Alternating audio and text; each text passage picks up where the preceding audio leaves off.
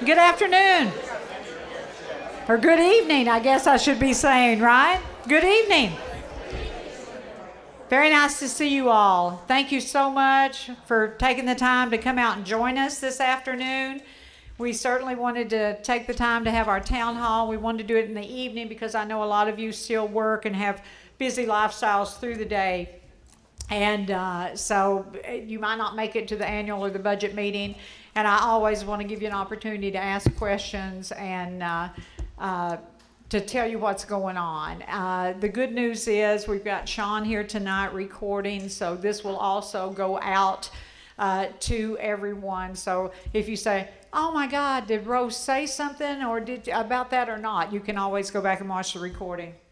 But welcome everyone. It's 6 o'clock, so I'm going to get started. If you don't know me, I can't imagine why.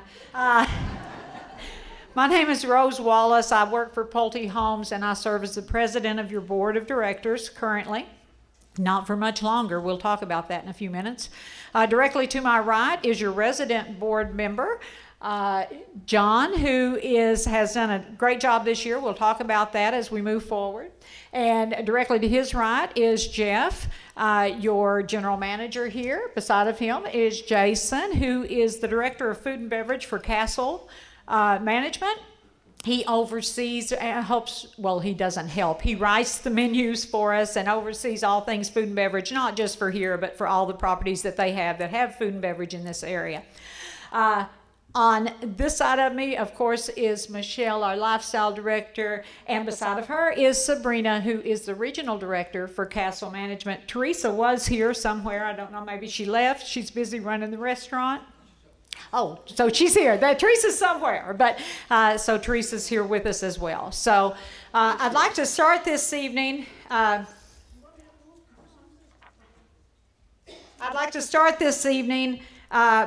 letting John just speak a little bit and share some information with you.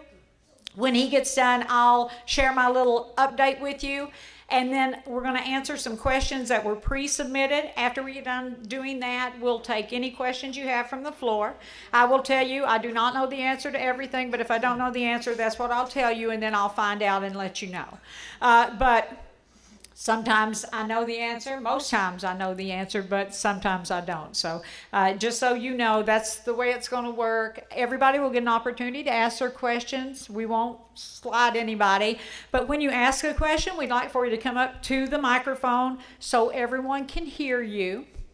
I know that without a microphone, you can never hear me. So it's always a challenge for me I'm too loud. But we do need you to come up to the microphone so we can make sure that everyone hears your question and we can answer it for you correctly. So with that, John?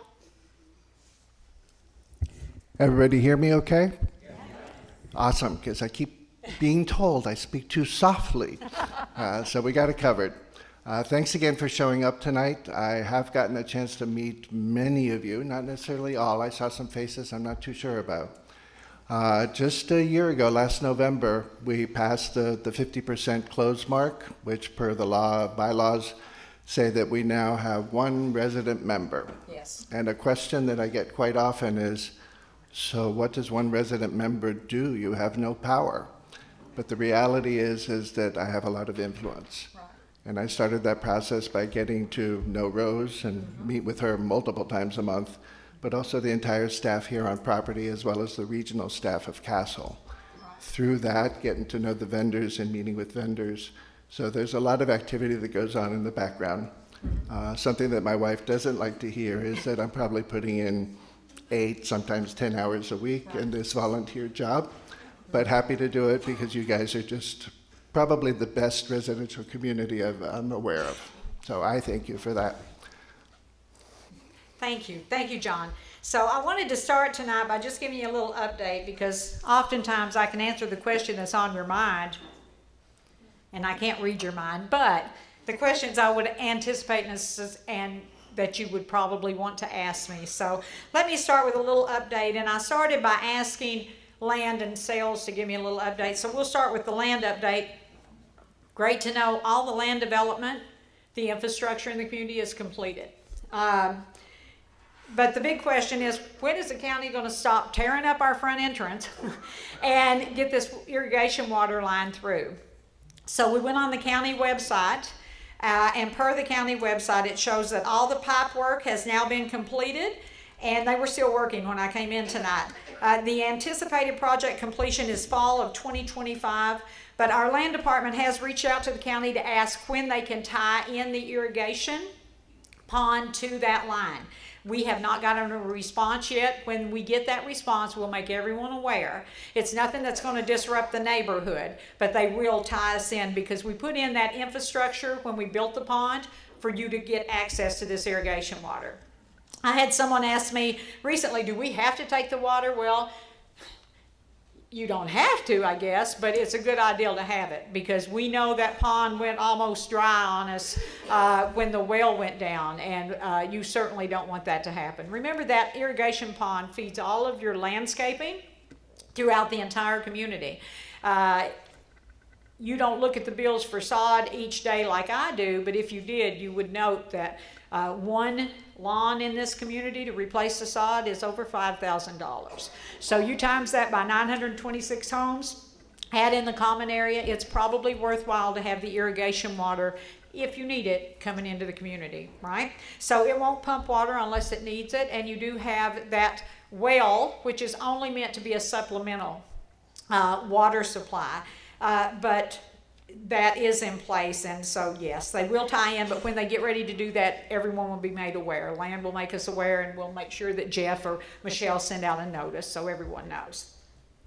As far as sales goes, sales have been and continue to be strong. You guys know that. Every month you meet new neighbors, right? If sales continue as they are right now, this community will be sold out within the next 12 months, if not before. It all depends on how sales go. If they continue to go the way they are now, we will be sold out within the next 12 months. So exciting things. But then let's move on to the HOA update because what do we want to know? Well, let's talk about that. Occupancy, right? Where are we with occupancy? At the end of September, we had 721 closed homes, which is 78% of this community. That's amazing because the community over the last 9 months has averaged 15 closings a month. That's a lot, guys. That tells me your home value is strong. That's what I want to know, right? That's a good thing. Transition. Well, that just brings up that subject, right? Well, what about transition, Rose? This is, where are we at with that? So for transition to occur, we get to a 90% occupancy rate. When we hit 90%, after we've hit that point, we begin a 90-day to transition, right? Why does it take 90 days to transition? Well, because you have to be noticed. It's a transition meeting, and it's an annual meeting. So we have to give you 60-day notice of such. We have to give you an opportunity to submit because we need 5 people to serve on the board of directors at that point. Whoever is the resident board member at that point, their seat actually will be up for election. So you certainly can vote for that person to come back on the board, but that seat will also be given up. 5 seats on the board at the transition meeting. And we'll call on you as neighbors to come help us count the vote. Just like we do at any annual meeting, if we're seating a resident board member, we want you guys to count the vote. We'll do that under camera. And so it's a whole process, but that process takes 90 days. I can tell you, we typically transition the community on the last day of the month. We do that on purpose because the final audit is a lot cleaner if I do it on the last day of the month. Now, if that last day of the month falls on a Sunday, we would probably do it on Friday, but that's the only exception. We try to do it on the Friday if we can, but if through the week, we're going to do it on the last day of the month. That's always the goal. So let's talk about that. To get to the 90-day countdown, transition begins at 90%, which is 833 closed homes, okay? At the end of September, we had 721 closed homes. That means that we have to close 112 more homes before the 90-day countdown begins.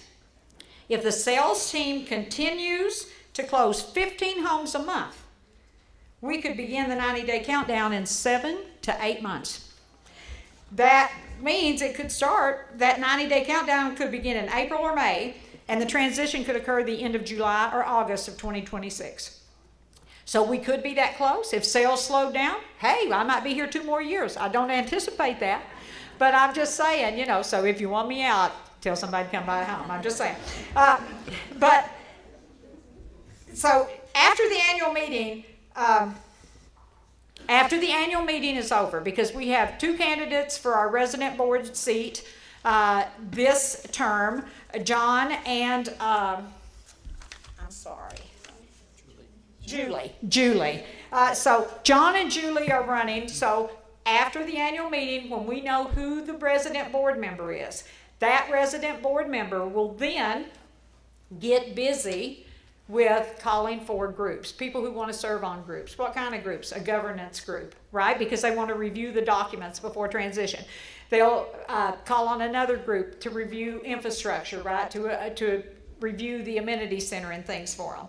They'll see that board member will call on people to serve on an ARC, right? Because you've got to learn how to approve ARC applications, and I let that process begin before I leave here, so I can show you what is approvable and what's not, and my thought process for that, if you will. But all of those different groups will get seated and get busy, and the resident board member will be directing those groups. So this is very important. This election is very important, because that person's going to lead you into this transition, right? And it's a very, very important time. The reason that I let that resident board member do that is because you want me to pick those people? No, you don't. You want your resident board member, the person that's going to be involved with those groups, because they're going to be involved long after I'm gone, right? And hopefully some of them will step up. A finance committee or a finance group is another group that'll be seated. All of those people, hopefully some of those people will run for the board. So that they've got some history there, right? They've been busy reviewing audits, reviewing financials. So you've got a good group of people ready to take those board seats at transition. And that's always great for community. Reserve study, I will hire someone after the annual meeting. When we get a little closer, probably be January, I'll initiate a reserve study with the resident board member. So we'll have a company come in and do a complete reserve study, so you guys will have that at transition. You don't have to worry about that. Pulte does its own transition inspection of the community. I actually take a drone shot of the entire community before I leave. You guys will see me out here walking all your sidewalks, walking everything in here. You'll see me out here inspecting all of the equipment with professionals to do that. So I do all of that. I do not do an engineering report, because I found them to be useless. It doesn't matter which company, I'm being honest. I don't care which company I hire. They're going to come in here, they're going to go get my plans for the community, they're going to cut and paste the description of what we did into a report. They're going to come out here 2 days and not know half of what's in the community, and then they're going to give me a list of things that are just normal HOA maintenance. I'm just being honest. You guys are welcome to do an engineering report if you want to. I will not be doing that. So just so you know that. I find that my reports are much more extensive. You'll see me out here taking pictures and doing all these things. And like I said, the groups that we form will also, they'll say, hey Rose, we noticed this, we noticed that. They'll report back to the resident board member, who will tell me, and we will go investigate those, and we will correct anything that we find that needs to be corrected. So just a little bit about that. And just so you know, so after the annual meeting, as we get closer to transition, we will have another town hall where we'll just talk about transition.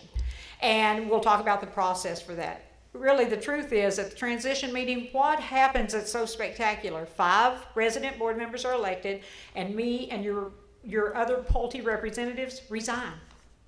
We don't go away. The difference is, after transition, I come when I'm invited, instead of every time you come in here, you're like, oh, there's Rose. Right, so I serve at the board's discretion at that point. So if they need me, I come help them. If they don't need me, I stay away. Right? So, and that's at the direction of the board. So we work together to do whatever they need to do. And like I said, the ARC group will be a group that I'll work with as much as I need to help get them to where they need to be, so they're good with approving ARCs. And they'll probably start doing that actually before transition. They'll be making the recommendation to me, and I'll either agree or disagree, so we can have a good discussion about that.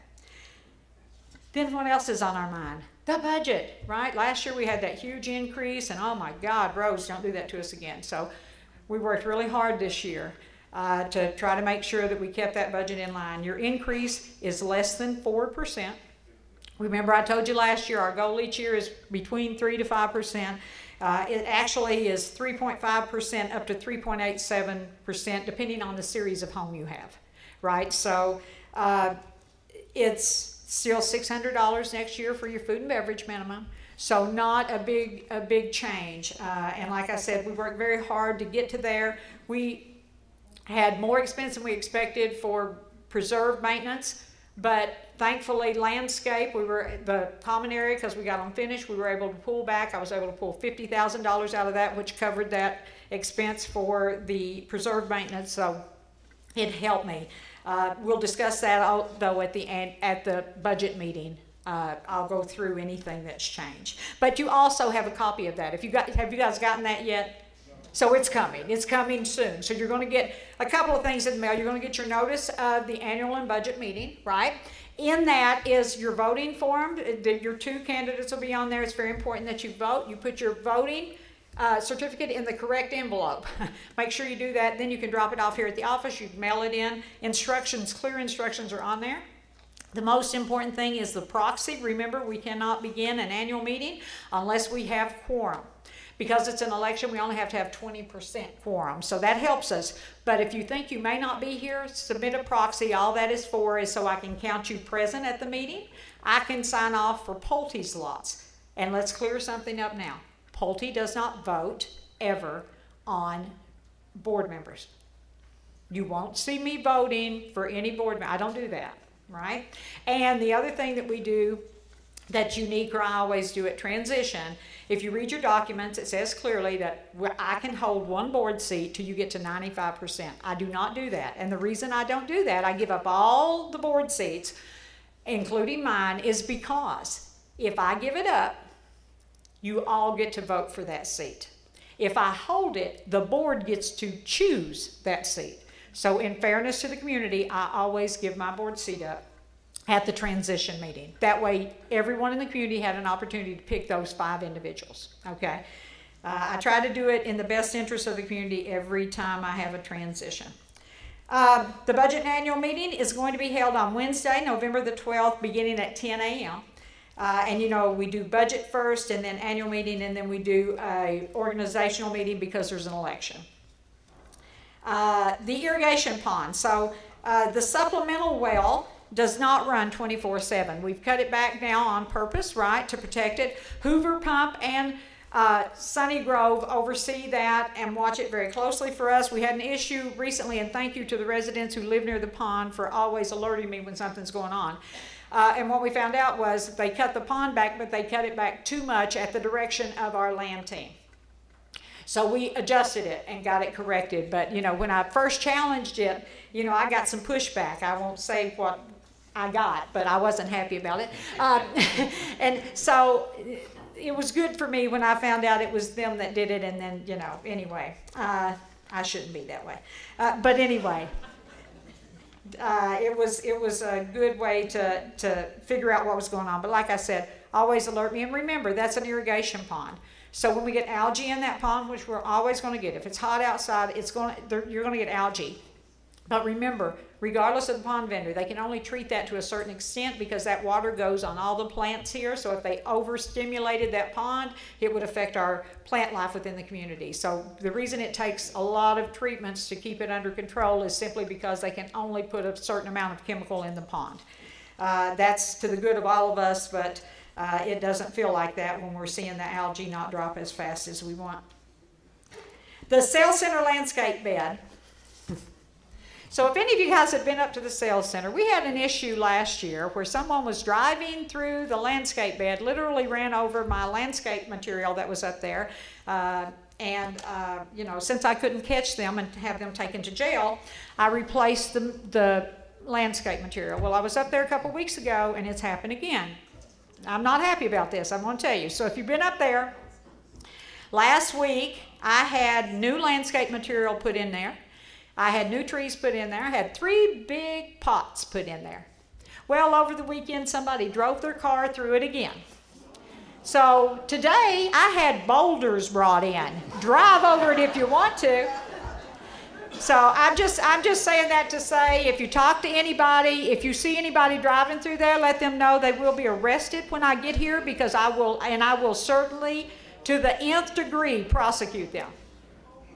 We have spent over $10,000 on landscape material in that one area due to somebody not wanting to come through our gate. That's trespassing.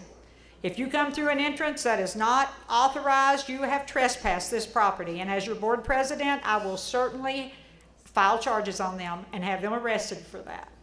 So certainly if you see someone doing that, and you know, why am I so funny about that? I'm going to tell you why, because that's your safety, right? When someone is deliberately driving across landscaping to get in this community, what have they done that's so bad that they can't drive through a cameraed gate to get into this community?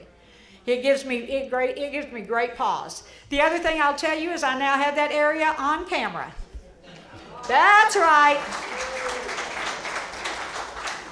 And I will find out who it is, and like I said, when I do, it will not be a fun day for them. But at the end of the day, I just wanted to make you guys aware of that, because if you go up there and you say, oh my God, where are all these boulders? And they're boulders. We even put a sign, just in case you can't see the trees and the landscape and the boulders, that says this is a landscape area. Don't tear it up, right? So at the end of the day, you'll see that up there, but that's why. And always, guys, if you ever see anybody coming into this community in a way they're not supposed to, which is any way that doesn't include a gated entrance that has cameras on it, make me aware of that, because that's not okay, and we will not tolerate that, okay? Let's talk about lifestyle. I'm going to hurt your feelings a little bit, but you know, I've got good news and bad news. Michelle didn't know I was going to tell you this. But next month, Michelle is going to move over to a new property. And I know, we're going to have a party. Hold on. It's a good thing. She's not leaving me. She's going with me somewhere. But Zuleika, you will get to meet her soon, is going to be a rock star here. You're going to love her. She comes from Waterlay up in Orlando, an all-age community that she was at for over 4 years. They absolutely loved her. She wanted to move south a couple years ago, and a couple years ago she came south. She's been running a community in the Northport area for over 2 years. I can't believe what she's done on that property, because unlike you guys, they don't like to spend money for activities, and she's got them spending money for activities, so that tells me the activities are right.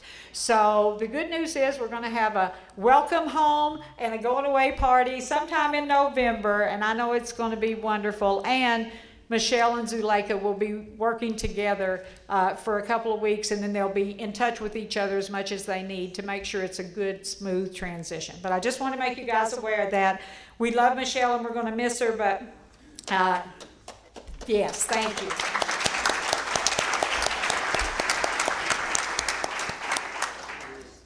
But Zuleika is going to be a great addition to the team. I think you'll really enjoy her. And, you know, she does everything correctly. So the newsletter, everything. You won't see a difference in it because she does it exactly the way Michelle does in her community. So you'll see a lot of similarities, and then, you know, a lot of new things. What I love most about Zuleika is her positive energy. Michelle's that way. Zuleika's that way. It's a huge plus. So she's very excited about it. You'll see when you meet her what I'm talking about. But anyway, so that's coming. And then the last thing I want to, two more things I want to tell you about, and then we'll get to your questions and take questions from the floor. But I want to talk about installation of berms. This is only one thing. So I think people sometimes get confused because Pulte has so many different layers, right, or DeVosta, when we're building a community. So what happens? So land comes in and puts in the infrastructure, right? That means they put in the roadways and the curbs and the berms, and they put landscaping on all of the main common area. And they build the lots.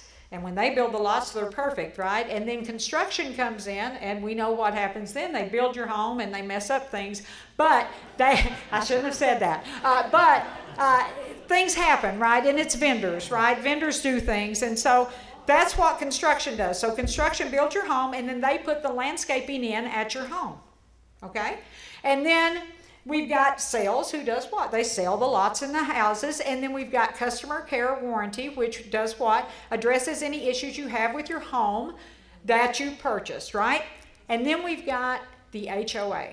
And what does the HOA do? The HOA maintains what was installed. So that means if you don't have a burn by your house, I won't be the one putting it in, because I don't put in burn. I don't do the only thing I install is if you have a plant material that dies and we replace it. That's what we do. But we are not charged with building berms or any of that things because it's outside of our expertise. The HOA is set up to maintain the amenity, maintain the common areas, and this is what your board will be doing. So when you get a resident board seated, you come up and say, hey, I need a new berm up here. They're going to say, I can't help you. But just so you know that. So that's kind of the difference in the different departments within Pulte. But I think it's important to remember because I think sometimes we get excited and want to, maybe ball out our landscaper and say, well, I need a berm over here. Well, first of all, the landscaper can't do anything that we don't direct them to do, right? But secondarily, even though Sunny Grove may install the plant material here, they do that through land or construction. Anything that's being installed by us is a different group, which does maintenance. Why do I use the same group here that land and construction uses? I'm going to tell you why, because it stops this finger pointing. In every other community where I've used different landscapers, what's happened is, well, it was the install guy's fault. So Sunny Grove owns it because they put it in, they kept it, and it keeps our costs lower because it keeps us from getting unnecessary proposals for things that weren't kept alive. The other big difference I see with them is they do not incentivize their employees with bonuses. So they make a salary. Every person that works for them from the top to the bottom make a salary. They do not get bonuses. So they don't make money by killing our plants. Other companies, I'm being serious. Other companies, I had a lead on another property, and when I started quizzing him, what I found out was he was the main man over my landscape for the community, but he was making a bonus off everything he sold to the HOA. Well, you're charged with keeping my stuff alive, but you're going to get a bonus if it dies and I have to replace it. Well, what would you do? That didn't seem like a good situation to me, so they got fired. But at the end of the day, so that's the main thing. No landscaper is perfect. We'll always have problems. I don't care who you put in here after I leave. If you change landscapers, you will always have issues because it's landscaping. However, they do own what they need to own for me, and I appreciate that. The last thing we've got is we've got questions that we got sent in before the meeting. And we're going to answer those. I'm actually going to ask the question. I'm going to let John answer them because I've talked too much. But I'll ask the question. So these are the questions that we got in advance. And as soon as we answer these, we'll start taking your questions from the floor. So first question. Back in February, there was a new owner orientation meeting that I was not able to attend. Are there plans to reinstate those meetings? Even though I've been here a while, I'm not sure that I'm up to speed on all things Talon Preserve. So that's an easy one. At the beginning of this year, I plugged in with Jeff, and every last Wednesday of the month is new homeowner orientation. Mm-hmm. Quite a few of the owners during the month do make it, not everybody. Then it takes a while to get on Town Square, and we know how you don't like to read messages and whatnot. But know that those do occur on the last Wednesday of the month. Yes. If you have questions other than that, we're available anytime. You can reach out and ask questions. Right. And always know, even if you've been here a long time, sometimes I come to a new homeowner orientation just to hear what's being said. So don't feel like because you've been here a long time you can't come back through. The next one more interjection. Jeff just reminded me, holidays are coming up, so we're looking at the third Wednesday in November and December, not the last. Because of Thanksgiving. So just so you guys know, third Wednesday of this month of November. All right, would like to hear some discussion about the public hearing scheduled for October the 16th at the Anderson Building in Venice to discuss the plans to develop, i.e. destroy, their words, not mine, I'm just reading, the lovely piece of property on the other side of Honore from us. It's been so nice to see a small piece of undisturbed land over there as we drive on 681 to northbound I-75. That's one of the reasons that I moved here from the Welland Park area. Also, do you know of anyone from Talon who will be speaking at that Planning Commission meeting? Also, if appropriate, I'd like to introduce myself at the town hall as a conservative person who is somewhat politically active and who would be interested in getting together with other like-minded individuals here in Talon. So we won't do individual introductions here, but certainly feel free to talk amongst yourself after and introduce yourself to people. So just for the matter of time. But John, go ahead. With some of the residents here, a year ago was the first public hearing on the development. Now, just out of curiosity, how many of you are aware of this new development? How many not? Mm-hmm. So those are yes, I'm aware. Mm-hmm. Good.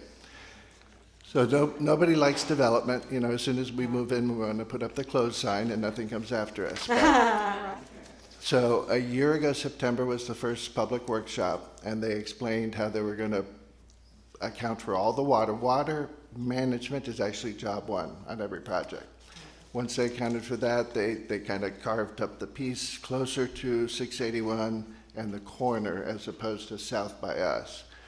And they were looking for, I want to say, 200,000 square feet of commercial space. Mm-hmm. A lot of things didn't feel good. A year later, this past September, second hearing, and that had been cut down to 85,000 square feet in commercial. Mm-hmm. So the plan is on the Honore side, some low commercial, in the middle of the property, some residential units, and 2 hotels.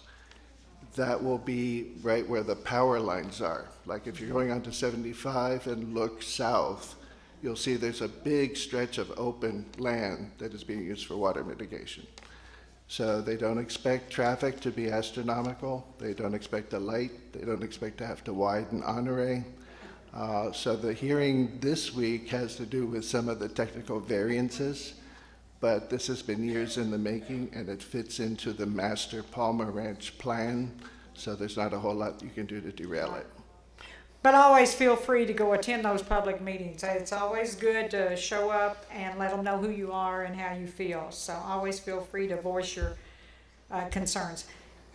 How many gallons per month is our new irrigation pond well able to pump? How does that compare to usage per month? Is the well pumping 24/7 at full capacity? Very honest answer.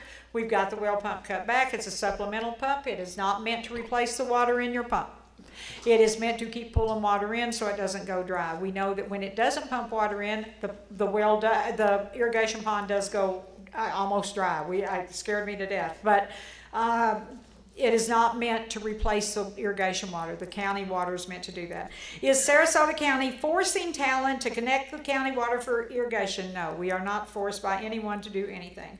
If so, how does the current well come into play after transition to county water? Again, that well is for supplemental water. It will continue to feed water in, just like it does, to supplement the water. It will never replace all the water. It's not meant to do that, and that's what it does. And then the next question is, who controls the music at the pool? Can the station be switched? That's a cool transition, and I like that. You guys weren't expecting that at all. Anyway, all right, good thing, Zach. And she's handing that off to me. That's right. Okay. In the building, we have Sonos, and my understanding was Sonos should not necessarily have commercials, but I'm hearing that they are. So we're going to look into that. Secondarily, I've had so many different opinions as to what the music should be. So we've gone to, a wide gamut, and it's like, no, it's too rapish, it's too new. Others don't like Bon Jovi, and, So maybe we rotate or whatnot. I'm open to suggestions on that, but there's no one thing that will make everybody happy. Maybe just some Caribbean steel drums or something, right? But definitely they'll be looking at the Sonos to see if we can get rid of those ads and subscriptions. Can we get a pool table in the clubhouse? After transition, if you choose to buy one, that'll be up to you. I will not be putting a pool table in the clubhouse. We did build you a very nice game room over here if you haven't seen it. It's very nice. Men's room in the clubhouse, only one shower, has a shower head. We certainly will address that. Tim is here and on site. Anytime you see something that's a maintenance issue, please let the office know, right? So they'll address it, and You've got one of the best maintenance directors here that I've ever worked with, so certainly let Tim know. Go ahead. Just an interjection there. Among the many side projects I'm trying to do is to utilize our town square application a little bit better. You're used to getting notifications, a lot of notifications sometimes, but it has a feature to request. You can either, contact admin or request button. It is really important if you have anything you want to discuss to use that mechanism, because it doesn't go just to Jeff's email, who may not be seen for 24 hours because he's doing something else. It goes to the entire team. So please, and I know it's getting used a lot. This past month, the increase has been substantial, but any questions, any issues, you observe something, that's the way to report it. We're all monitoring. Right, exactly. Thank you, John. We might have more. Hold on just a minute.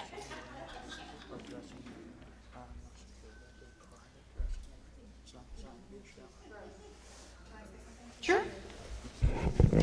So just to help with Town Square too, guys, Michelle's leaving and her email will leave with her.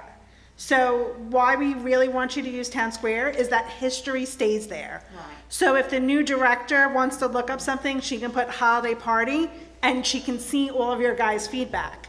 That gets lost when managers and staff changes happen. So that's why it's even more important to utilize the Town Square so we have that history and knowledge to look at. Perfect. And if you ever have an issue working any program, come see the staff. They'll be happy to walk you through it and help you understand. I'm a little challenged myself sometimes, so I get that. Did we have more to add to that? A couple of things I'll add. I knew there was more there. Go ahead. Just little things, a couple of things. So with Sunny Grove, everybody's favorite topic, and actually lately I got to say there are people posting positive experiences with Sunny Grove, which is great to hear. They work really, really hard, and there's many layers to the operation. Nothing is easy. So the process, and Jeff puts it out in his Friday emails, if you have a landscape issue, go to the Sunny Grove portal and open the ticket. Give them 24, 48 hours. If you're not getting a response and feel that it's lagging, then you can escalate to Jeff. Right.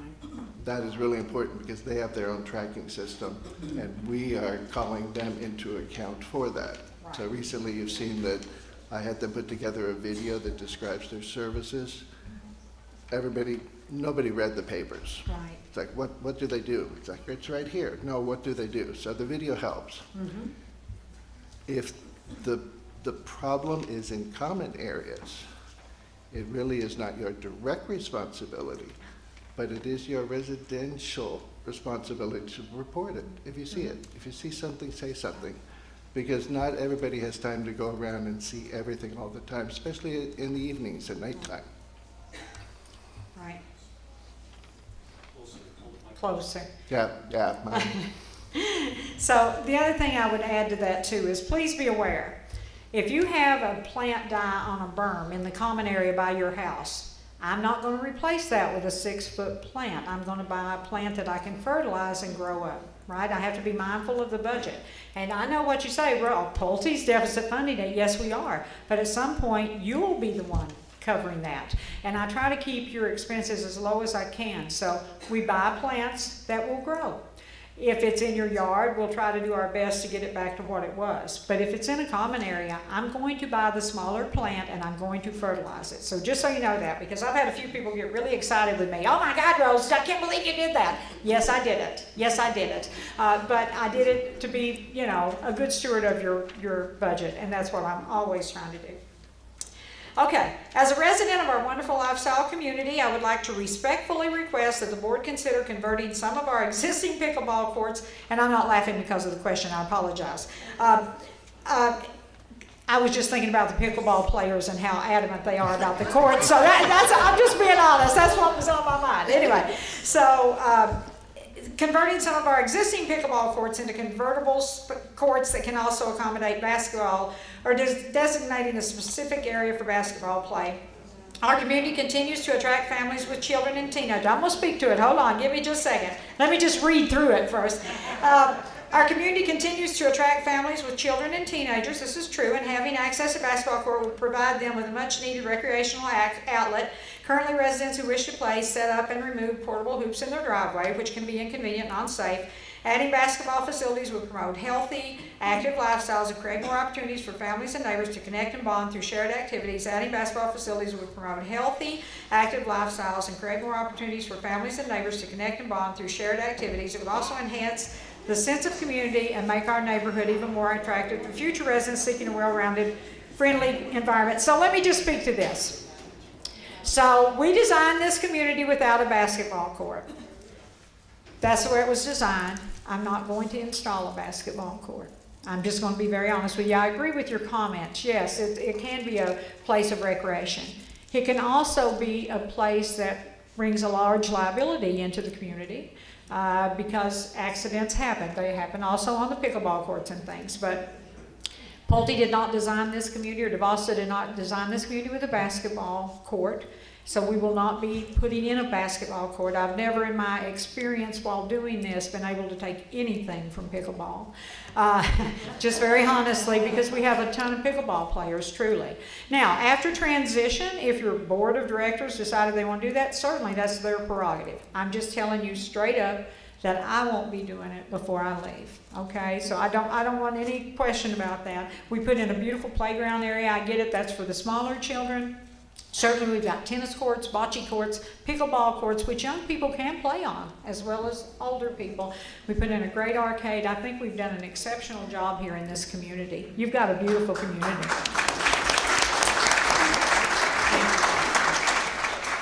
So I think this is the last, well, no, a couple more. Okay, so is there a written transition plan that can be shared with residents that outlines the timeline and steps for the turnover? Can a transition committee be established headed by the resident board member? So we will have a meeting, like I said, after the annual meeting, before we get deep into transition, that we'll talk about that. We will call for groups. I'm not calling them committees, because once you call someone a committee, they get a little big-headed and they get a little nuts sometimes. So that's been my experience in other communities, not that it would happen here. So we call them groups, and we give them a clear directive. And yes, they are chosen by the resident board member, whoever that is at that time, and then they are directed by the resident board member. And if you've watched over the last year, and I know everyone says, I don't want to run for the resident board because it's nothing. You have no power. That is so not the case. I've worked very closely with your resident board member over the last year, and the reason why is because as we get closer to transition, the most important thing that I can share is the history of this community, which includes your vendor contracts, the relationships with the vendors, so that resident board member has an opportunity to start talking to residents and assessing what we have in place. Because when the new board seats, that person who has that history can be such a great asset to that board as they move forward, because they don't have to then, the 5 new members don't have to then go assess everything. It's already been assessed and they're able to speak to that. Not that they won't dig into it deeper, but you've got that history. So that's the advantage of being the resident board member. The other thing is, John has put me to the test this year, if you will, on a lot of things. And I appreciate, that's a great thing. He should be challenging me. Any resident board member should challenge me. And he has. We've met sometimes 2-3 times a month, sometimes once a week. But it's good because he's brought things to my attention I needed to know, and we took care of those things. And he's also taken the time to come and meet with you all and have coffee talks or town talks with you. And then all that feedback he comes straight back to me with and say, hey, Rose, we need to adjust this, and this. So don't think that your resident board member does not have a voice on this board, because they certainly do. And I just want to take a moment and just say, we'll talk about it at the annual meeting, but John has done an excellent job here. Not that anyone else wouldn't, but. Okay, going on. Will the builder commit to hiring a consultant engineer to assess any common assets that are determined to be non-functional and or at the end of their useful life and replace and repair as necessary? You have a reserve budget, and if there's something on the reserve budget that needs to be replaced or repaired and its time is up, which I don't know of anything, And it was identified in the reserve study, the budget has reserves to do that. So yes, when the time is up, your reserve budget line would do that. Would the developer do it just because we're sweet and want to do that? No. We write it in your reserves on purpose, right? I mean, it's there on purpose. But certainly we're not going to leave you. Look, guys, this is a beautiful community. We are so proud to have our name on this. It's the first thing you see on 75 if you've got eyes. You are drawn here. Our name will forever be on this community. We are very proud of the community that we built, and we will sell more homes because of your homes. So we're not going to leave you bad, because if we did, that would affect our business. Pulte's built a very good business on referrals, and it wouldn't have done that if they left communities in a bad shape. If there's something we've done that needs to be corrected, 100% we'll correct it. I'm not telling you anybody's perfect, but I will tell you we try very hard to get it right. Doesn't mean we can't make a mistake, but if we make a mistake, we will own it. So the community will be left in great shape. You've got a beautiful amenity. We will inspect the whole thing before we leave. If there's anything that needs to be addressed, we will address it. After transition, if the board has an engineering study done and they reach out to me and want to talk about something, they found something, certainly I'm open to that conversation. And if we've done something still, I will come and we will take care of it, because that's who we are. You don't have to have the police come and pick me up. None of that, right? Because we appreciate the referral business. We want you to buy your next home from us. We want your children to buy their home from us. We want you to be in a community that you love, because that helps us. That keeps me in a job, and I appreciate that. So just so you know that. How are the residents assured that the builder has completed everything outlined in their building plans as it relates to common areas? Well, there's a county group of inspectors who come out here and literally count every tree in this community. I will tell you what's the biggest issue we've had after transition: residents taking out their street trees, which are required by the county. We put a bond on file with the county, which can be very substantial, that we do not get back till the county comes out here and counts every street tree. So if you've ever asked to replace your street tree, you notice on that ARC application, Rose always, when she signs it, puts a little note on there that says, if you replace your street tree and it's not approved or anything happens, you're the one responsible for it. So if you put in a non-approved tree and the county comes and sees that, or you take your tree out and you didn't get permission, guess what? When the county comes through, you're going to have to put those trees out. Even if I'm gone, you're responsible for that, because the county will enact that. So just so you know, there's a reason for everything we do. But I will promise you, the county counts every item, and they do that per phase. We have bonds. I know we have a lot of builders in this community as well, but we put bonds in place. Those bonds do not get released until they check every plan we have. Now, on top of that, when we get into transition and we seat this committee that's looking at our amenities and things, I will provide them our plans. Anything that I have, certainly I provide those plans. So if it's an engineer, typically I have a lot of engineers that live in my communities. They will want to see plans for the building and things of that nature. I get them those plans, and then they review them. I'm not going to review them with them because I'm not qualified, but certainly they will, and if they have questions, then we have the person who developed the plans answer those questions. So yes, we will leave your community good and make sure that you have the plans for everything.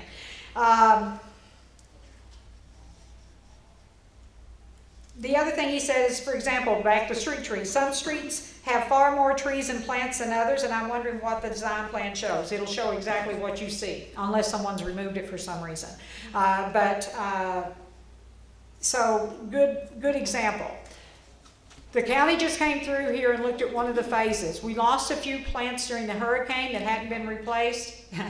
They've been replaced now. So that's a good thing. It's a good problem to have, right? So the county's very adamant about it, but yes, certainly the groups will be able to look at those things. Common area landscape circle in cul-de-sac. Sprinklers that don't shut off in common area landscape circle in cul-de-sac.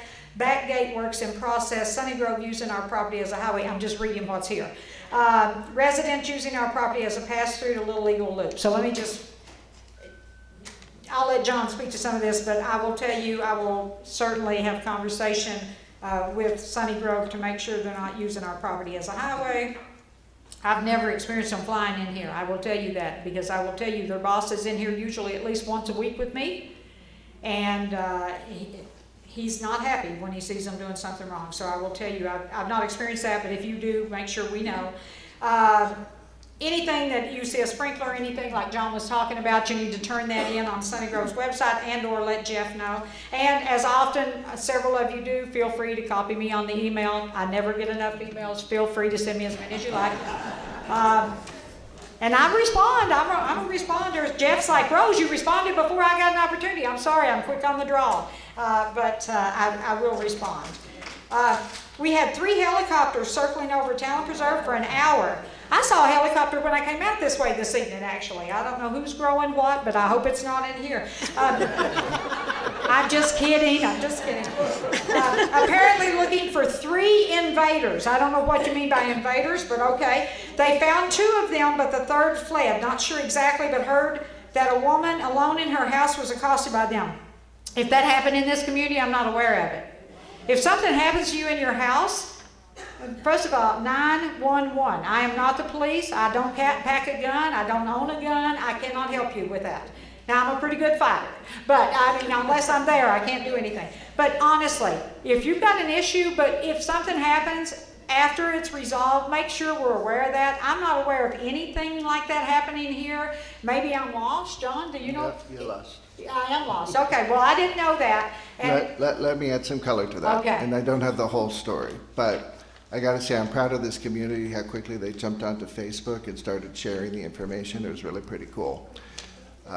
There apparently was something that was alluded to, some sort of a kidnapping.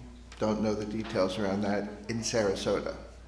They hightailed down 75, bailed on the exit, and then bailed on the vehicle. Okay. So they captured 2 of the guys, and they thought there was a third. Haven't seen confirmation there was, but they thought there was a third. So they were looking And so for that's why the helicopter was up, and there were some police units in looking at the streets and blocked off the back entrance and whatnot. And the result was they didn't find anything, and they gave up the search. So there's no follow-up that I've seen in the reports that I've looked at. The 2 that fled, did they catch them in here? They weren't in here. They were outside. Right, they were outside the community. That's what I was about to say. I'm not aware of any home invasion in here or anything like that. That's what I meant. And certainly that was exciting, and I'm sorry that I missed that, but it's good that you guys are alert, and we always appreciate that. Always stay alert, right? But that's why we require people to come through the gates, and why it's so important. John alerted me tonight that we've got an issue at the back gate where both gates come open at the same time, which is allowing people to slip by, right? Because we're too impatient to wait. I might be a little bit impatient myself, but I don't do that. But I didn't realize that that was going on, so I will have Tim reach out to the company. Apparently there's a mechanism that we need to add to make, because it works at the front gate. I didn't realize it didn't work at the back gate, so we'll get that corrected. So just so you know that. But John told me that this evening, and certainly we'll address that. And this person had reported that they came in the back gate, and a suspicious car came in the back gate and didn't know whether they wanted to turn right or left. Well, honestly, if it was a Cadillac, that might have been me, because sometimes I get back there. Very honestly, I have, if it's an Uber driver or anybody like that, which we all are guilty of using, right? Sometimes they do get a little directionally challenged back there.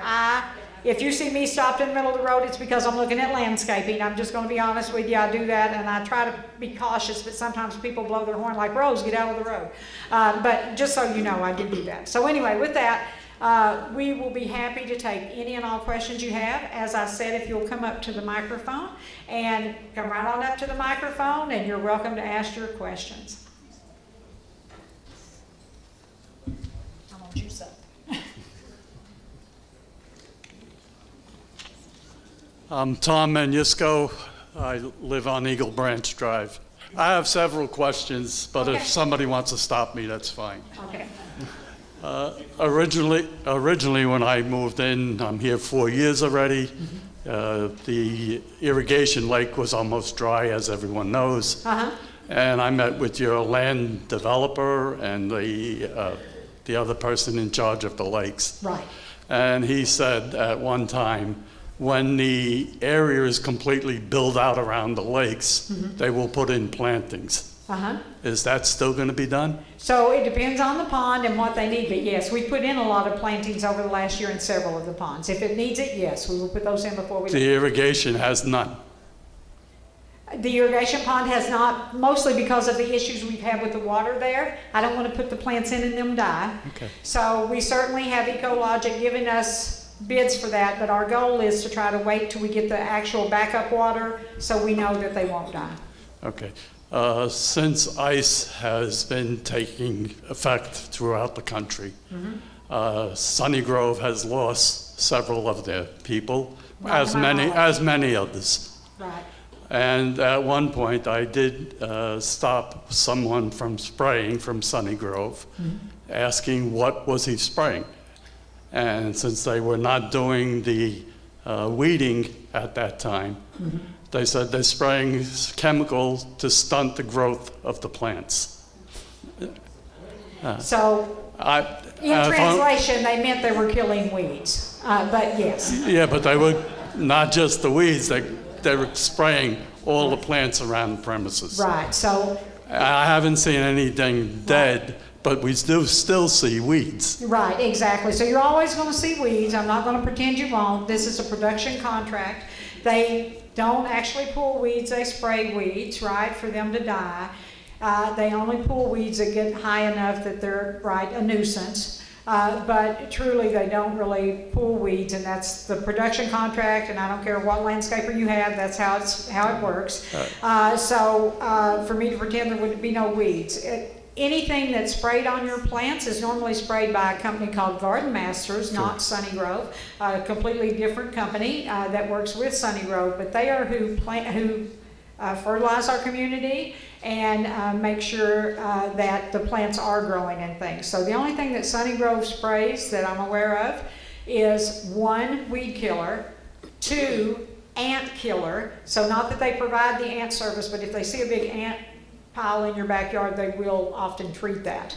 That's just something they do for us on the down low because it's a nuisance. But that's really about all they spray. So I'll ask about that and find out what that could have possibly been. But anytime you see something like that, immediately let Jeff know so he can find out what's going on.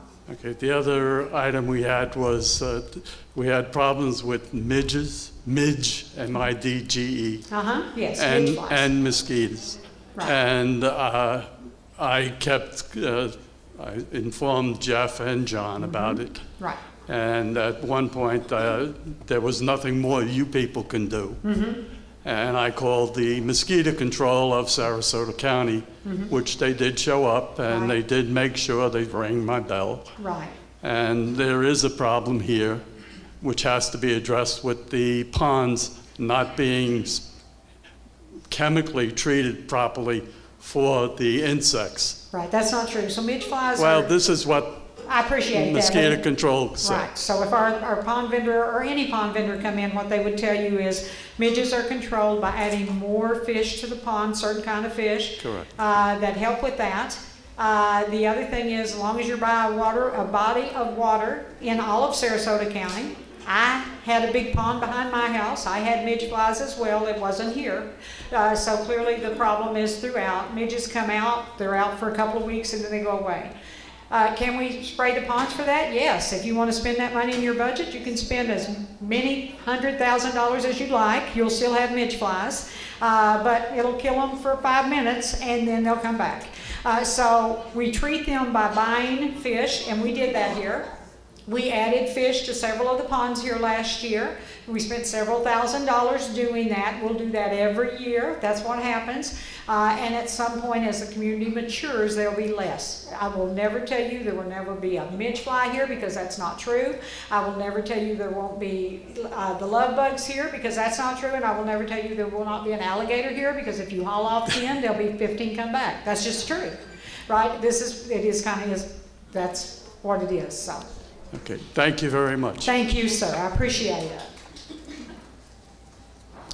So no questions, just a couple of comments. Okay. First off, John, you have not only been a voice for our community, but you've been an open and receptive ear to everything that goes on, even when it was inconvenient for you in your life. And I want to thank you for that.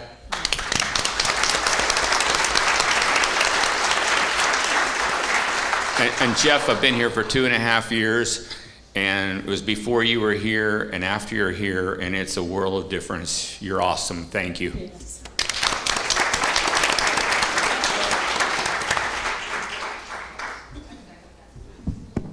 Hi. Thank you for those comments.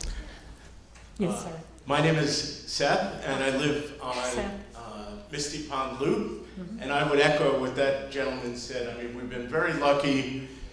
One of the best things, besides having John here, I think, is that we have a population in this community that's very diverse and open-minded to hearing other people's points of view, and they live in peace together, as far as I know.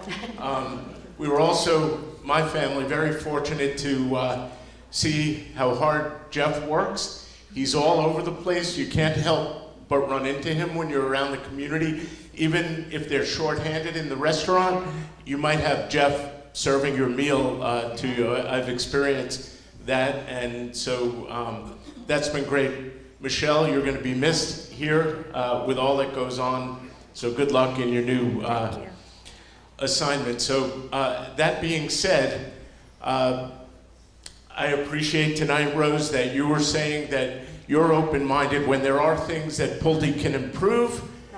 You're here for us, and I thank you for that. I have to echo what the gentleman said about the midge flies. You know this has been an issue of mine for a while, so I made sure to consult with 2 different lake management firms and a pest control company, and they gave me what's been going around a PowerPoint presentation, which I shared with John after hearing from acquaintances and friends who live in the other Pulte developments. I think Toscana Lakes, is that, and Beach Walk, is it, and so forth. Toscana Lakes is not us. Yes. Beach So Walk is, yeah. I don't know about other communities, but apparently Pulte could improve the infrastructure in the ponds by aerating them. That's what's presented by these professional companies, as is done in other developers' places. And you're right, it's quite expensive.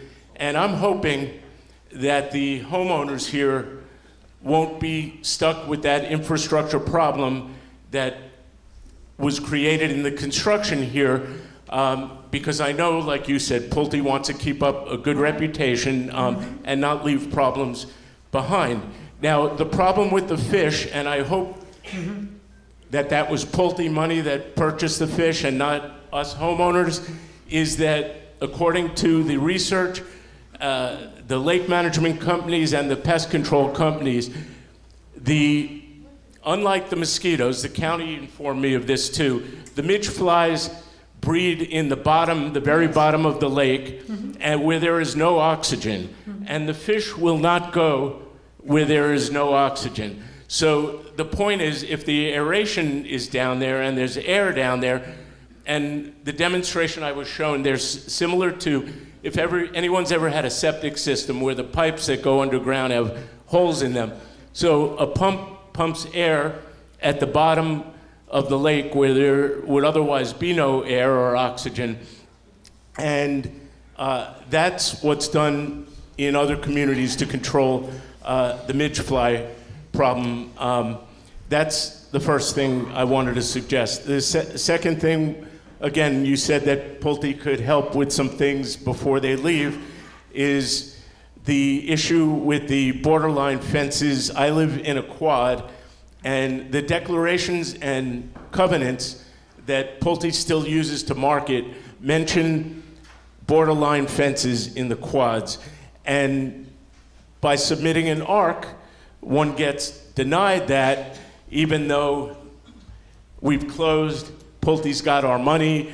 And thirdly, nowadays, Pulte is building homes to sell with borderline fences or walls in between the quads. So I would ask, if Pulte can do that, can the rest of us please be allowed to do that? And the third item I wanted to mention is related to that, where a 5-foot setback in the quads for a rear fence. I mean, everyone that lives in a quad knows we have tiny little yards. Rose, you expressed your concern for trees and how important that it is that the developer plans, the landscaper plans be maintained. So I think you and I, or Jeff and I, have discussed this, where to set the fences back 5 feet in the rear yards of the quads requires removal of all the trees that are at that point back there. That's where they would plant it. That's where Pulte's landscaper designer beautifully placed them. And now, for example, if one were to put a fence back there 3 feet, it wouldn't hit the tree, but it has to be 5 feet. So I'm sure when the homeowners take over, there are changes like that can be discussed, but maybe you can answer now why Pulte is building these dividing walls and fencing between quad units, but as Pulte manages our board, won't allow other homeowners to do the same. I am thrilled to answer those questions. Thank you so much. Thank you so much for bringing that up. Let me start with the aeration. If you go to Northport, any of the communities that we build in Northport have aerators. They also have midge flies. So I would argue that argument that was made to you by other pond vendors, they were trying to sell you something. Because I have not seen any evidence that aerators, and I run a lot of these communities, and some of them have aerators. The only thing aerator does is sit in a box, get filled with fire ants, very honestly, and about every 4 months you got to pay $5,000 to replace the motor. They bubble, right? But the pond can't be but so deep. This irrigation pond is very deep, sir. So the thought that would fix the problem, if I thought that would fix the problem, I'd be very in tune to it. But I'm not aware of anything through the state of Florida, any of the research that they've done, that is a true fix for midge flies. And it is not just Pulte communities. Certainly, I didn't live in a Pulte community. I lived in an MI home community. I know that problem is everywhere. There's no developer I know or no turned over community I know that doesn't experience midge flies in this area. If you live near a pond, there are midge flies. There are also pond rats, right? I mean, I never knew about pond rats. I sold my house because one got in my attic. I had a brand new house, and I'm like, nah, this is not going to work for me. So, very honestly, I mean, you experience things that you never even imagine, right? You don't even think about that. But that's the first thing. So the second thing, I want to address your fence issue. I know that you've been very upset about that.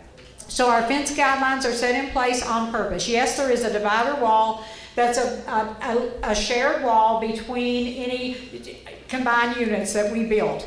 And they call it a fence in the guidelines. It is not a fence, it's truly a wall between the units. That's to separate the units. The fence guidelines were set in place by our division president. The reason why is because we had an issue with a quad owner who was very upset because they'd owned a quad in one of our communities for some time, and the person that was going to purchase the one next door a couple years later came with a very aggressive dog, and then he's going to buy his unit, and he's going to bring his fence guy, and he's coming all the way over to that guy's property line. And this is a very true story. And that guy immediately went and said, I'll no longer be able to enjoy my property because you're going to allow him to put this on our property line. So when that occurred, I didn't write the rule. Our ops team, our operational team had a complete discussion with the attorney. And what they came up with was 2.5 foot off each side. That gives 5 foot between the homes, so a mower can mow that. The 5 foot off the back is required for every home in here to protect that swell and the back of your house. So those are the guidelines. Certainly, when we seat an ARC committee here, they can 100% look at those things, and if they don't agree with them, they can assess those. That's why I said we will seat an ARC group. The board member will, and when they get seated, I'll work with them and I'll help them understand my thought process. If they decide they want to change that and the resident board approves it, because it would have to be approved by the resident board, at that time they can change that. And I appreciate your position, and I understand why that upsets you, but that's the reason that rule's in place. It's the same for everybody. It doesn't change, but that's why it's in place. So I'm not trying to be cruel or mean. If I turn something down, there's a reason behind it. I don't make the rules up. I just have to enforce them, and that is one of the rules in our company. And, you know, regardless of who you call to say Rose is a very bad person and you need to put her out of here, I'm doing what I'm paid to do because I'm supposed to enforce the rules that are in place in your declaration as well as the guidelines that are put in place by our design team. So thank you, though, Seth. I appreciate you. Yes, sir. Thank you. Oh, thank you. Hello, my name is Jeff Dorn. I live on Hidden Sawgrass. Our lot happens to be where the original trailers were on the first phase or the second phase, whatever it was. We have a problem with our front landscaping. We made about 4 requests over 4 months because half of our front landscaping died. Originally I thought it might be the water, but it wasn't the water because the guy showed me the water was working. They did replace half of the plants in our front yard and it looked beautiful for about 2 weeks. I'm starting to see them start to die again. The problem is that I believe that ours was the parking lot and they didn't put any soil in the front yard and they just put the plants in hard packed sand or whatever it was. So when they came out, they didn't give us any notification that Sunnyvale was coming out. I was not able to talk to them or tell them what I thought the issue was. And we're now experiencing the same issue again. So I don't know if anybody else has this problem. It might just be our problem only because of where we were located on the trailers. Right. But it's this hard packed sand in the front yard. There's no soil and the new plants are dying already. Have you had customer care come out and look at that, Ryan or They Will? just did the planning about 2 weeks ago, so I just wanted to bring it to your attention, Yeah, and I but- didn't know exactly what the problem was. Before you leave, come up and give me your address and I'll come look at it and I'll make sure customer care comes and looks at it. We'll Thank you. address it. Thank you. Thank you. Thank you. Yes. Hi, I'm Tony. Rose and team, thanks for having this meeting. Regarding the board seats, we vote for the new board on day 90, right? Just want to make No, sure. not actually on, well, yes, it is on day 90. Usually, so I say this reluctantly. So whenever we start the 90-day countdown, it's going to be the last day of the month. So it could be actually like day Right. 82. Right. It could be day 92, but it's the last day of the month after we get 90%. But then the new board goes effective on day 91, for example. At that meeting, we will resign and leave and they'll take over. For the sake of transition, facilitating transition, continuity, accountability and all that, is there a way, just like we do for the president of our country, vote at the forefront of the 90 days so that whoever the lead is, the existing board member, whether it's John or Julie, the other 4 seats are seated, so it's more of a collaborative, spread the wealth amongst those other voting positions, I guess, just Right. to help it out. Because we- we know transition's going to be Right. onerous no matter how much planning's Right. done, right? So the way this works is, right, so the declaration's set up and the Florida statute is set up specifically the way the transition meeting has to happen. So the actual vote count happens, and so that 90-day, what happened is you get your 60-day notice where we call for people to submit their interest to run for the board. They submit a sheet of paper telling about themselves. The management company isn't allowed to alter that, change that in any way. They mail that to you with the voting sheet. You then vote. You will be able to submit a vote up to the time that I call the vote and ask the people to start counting, the residents who have volunteered to do that at the meeting. And then they'll start counting the votes. Now I'm going to tell you, sometimes because they count, they cross count, and they double check each other when this happens. So at the transition meeting, we may actually go to break because if it's taken them a few minutes, if everybody votes, it'll take a few minutes, right, for them to get that seated. And then they come back and give me the 5 winners. And they give them to me with the 3 top vote getters that are going to hold 2-year terms. The 2 bottom will hold 1-year terms, and I just announce them as such. I don't announce the total votes that anyone gets because I appreciate everyone who's willing to run for the board. If you ran for the board and you want to see those votes, I don't want to hurt your feelings in any way, but you certainly could see the manager and see those after. But I'm not going to call that out in the meeting because anyone who's willing to submit themselves to run for the board, I can tell you, if I didn't get paid for it, I would not be serving on your board. I'm just going to be honest, right?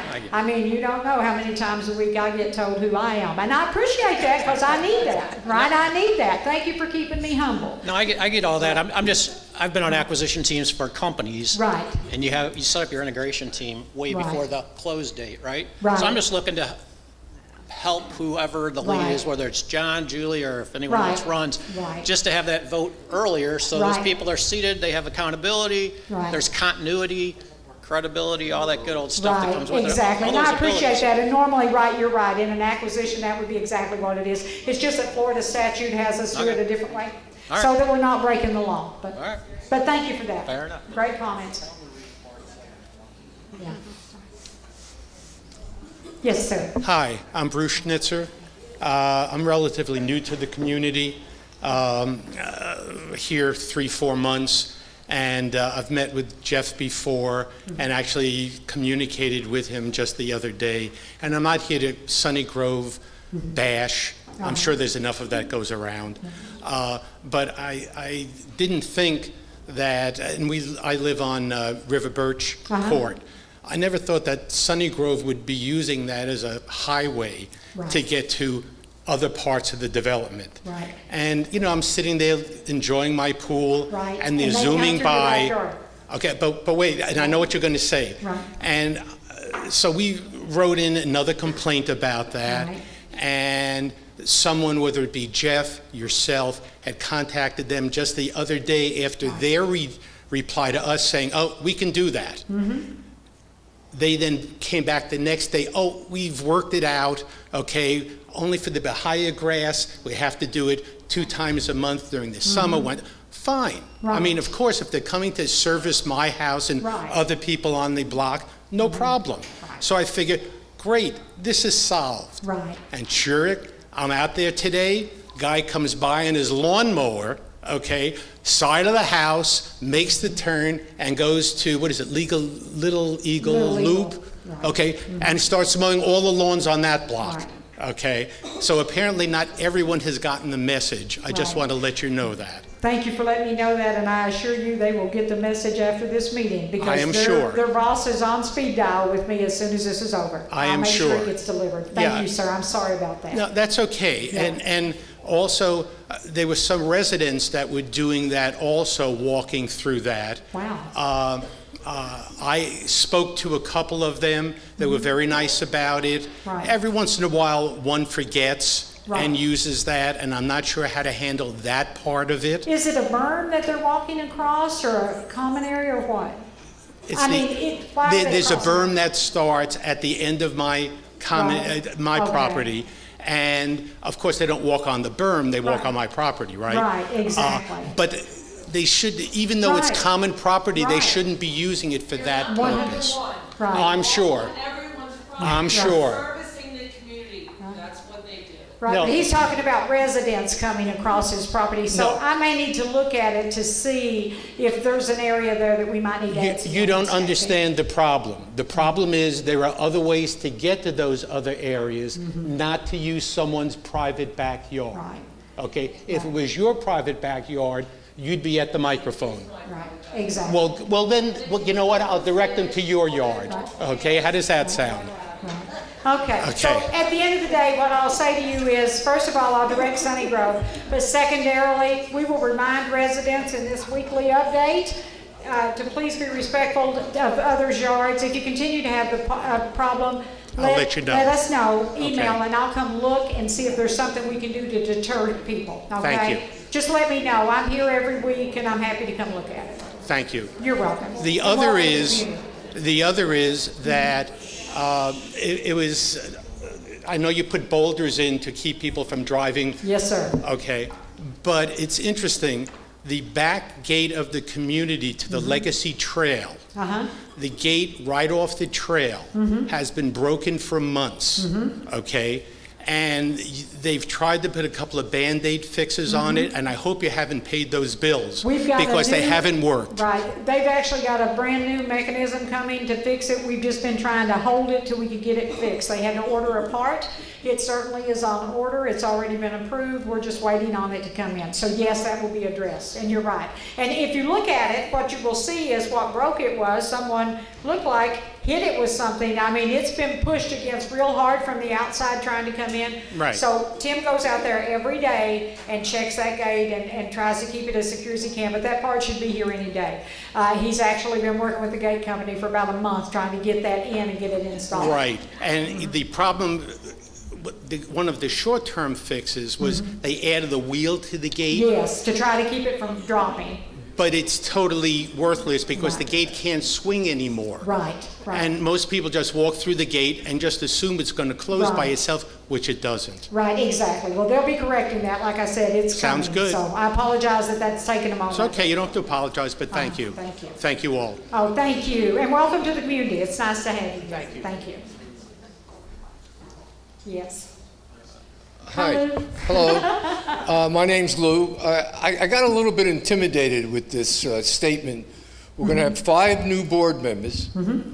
And I chatted with Jeff earlier. I was a former president, but at a condo.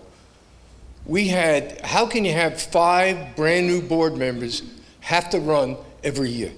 They don't. So 3 of the board members will serve 2-year terms. The other 2 will serve 1-year terms for continuity. God, that's good. That upset me. Yep. I mean, Oh, yeah, no worries. I mean, You're having not- 5 virgins. That's exactly right. Your bylaws are very clear. If you read your bylaws, 5 board members, and it's the top 3 vote getters will serve 2-year terms. The 2 that get the lesser amount of votes will serve 1-year terms.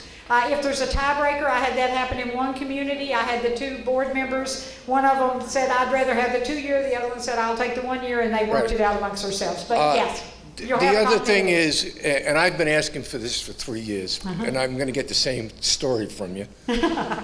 I believe in fact-finding committees.